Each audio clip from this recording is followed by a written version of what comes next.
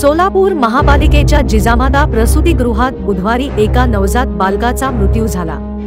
या प्रकरणाची चौकशी होईल आणि दोषींवर कारवाई होईल, असे आरोग्य अधिकारी डॉक्टर राखी माने यांनी सांगितले। जिजामाता प्रसूतिगृहात बुधवारी एका महिलेला दाखल करण्यात आले होते। प्रसूतीनंतर नवजात बालकाची तपासणी आणि उपचारात डॉक्टर आणि इतर आरोग्य कर्मचाऱ्यांनी दुर्लक्ष केले, त्यामुळे बालकाचा मृत्यू झाला, असा आरोप प्रहार जनशक्ती पक्षाचे अजित कुलकर्णी यांनी केला।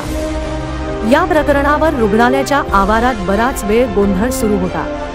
पोलिसांनीही हस्तक्षेप केला। मनपा आरोग्य अधिकारी राखी माने यांनी जिजामाता प्रसूतिगृहात येऊन घटनेची चौकशी केली। डॉक्टर माने म्हणाल्या, महापालिकेच्या सर्वच प्रसूतिगृहात चांगल्या सुविधा दिल्या जातात, परंतु जिजामाता रुग्णालयात आरोग्य कर्मचारी असताना उपचारात प्रथमदर्शनी हेळसांड झाल्याचे दिसून येते, त्यामुळे या प्रकरणाची एका समितीकडून चौकशी होईल। यात जे दोषी असतील त्यांच्यावर कारवाई होईल, असे आश्वासन त्यांनी दिले।